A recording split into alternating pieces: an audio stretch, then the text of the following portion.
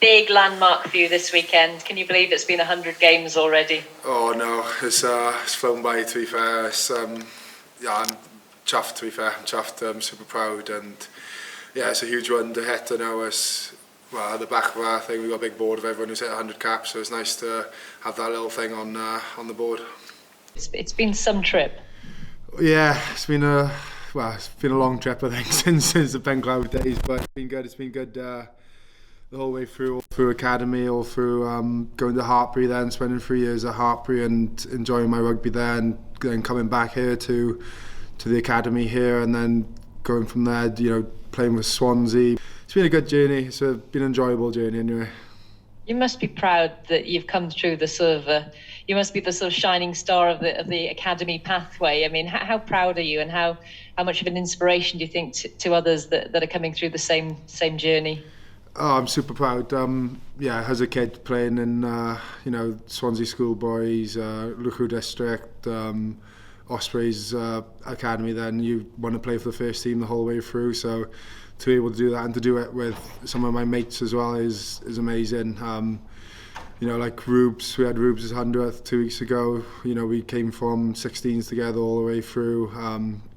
There's a load of us all in that 16s group that's come all the way through. So to do that is amazingly proud, and hopefully an inspiration to the kids out there today. I know, my little brother's starting in under 13s now, so he's starting to go through that system as well. So it's awesome to see as well. If you have to name a few, what would be your career highlights? I think Leinster away in whenever that was, in COVID year, I think, with no crowd. What an amazing win that was.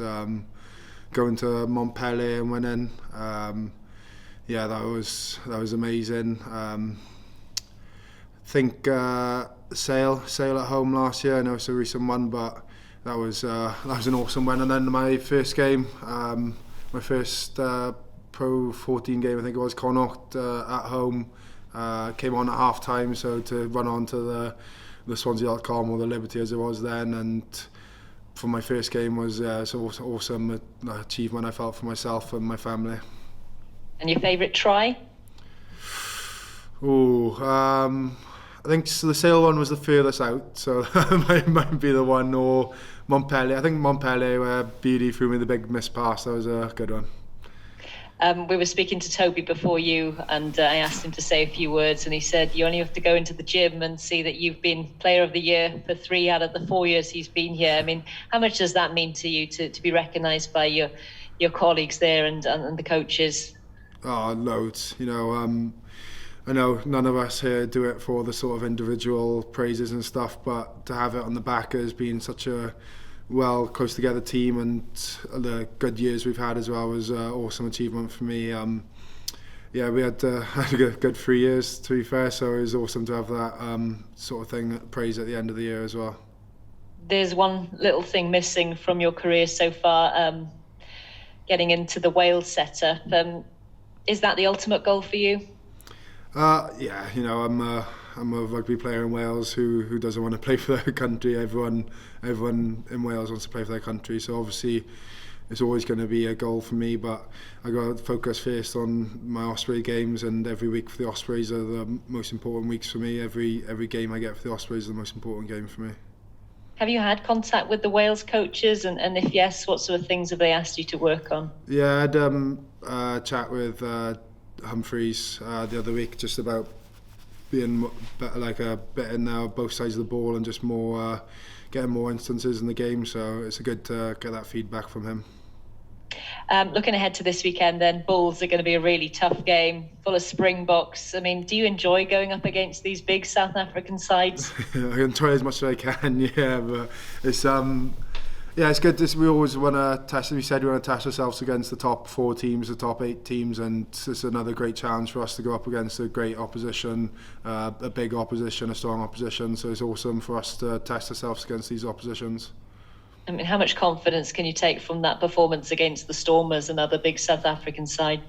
Yeah, loads of confidence, to be fair, for the boys. We've shown we've done it. We've, over the last 2-3 years however long the teams have been in the league with us, we've shown we can go to South Africa when we can win at home. So we have a lot of confidence going up against them. We just waiting for the game now and hopefully get into them.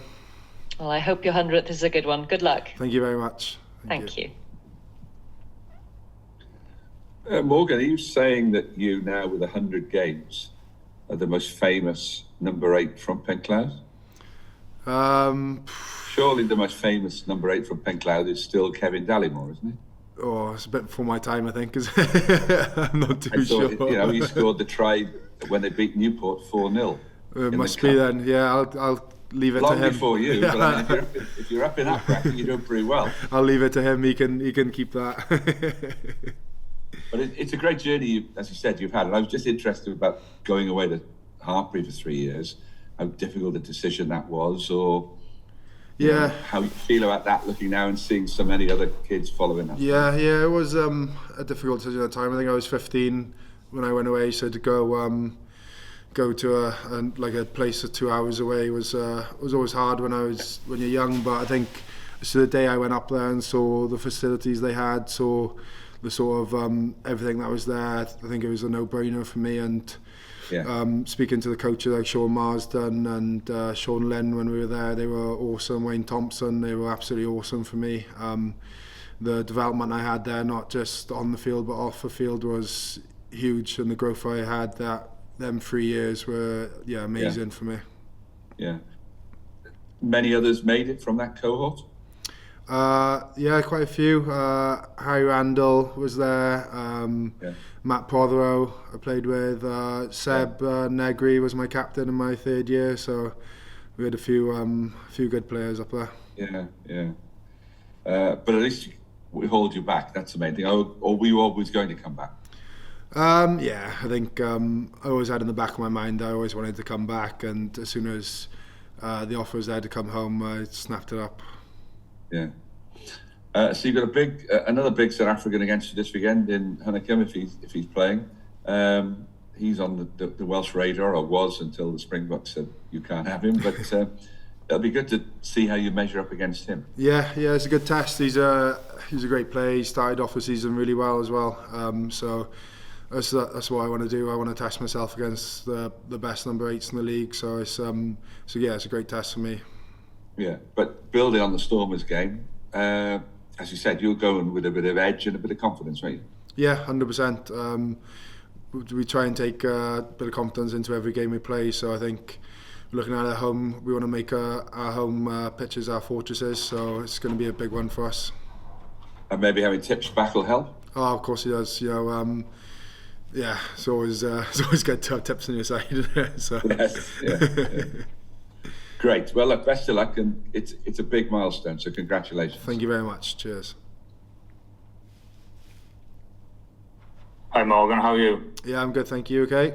Yeah, good, thanks. You were saying about the feedback you had from Jonathan Humphreys, and you were saying need to make sort of more impact. So what's he actually mean by that? Like carrying, is it? Or just sort of like just getting more involvements in the game. So getting my numbers is a bit more through just a bit of work rate into getting more involvements both sides of the ball.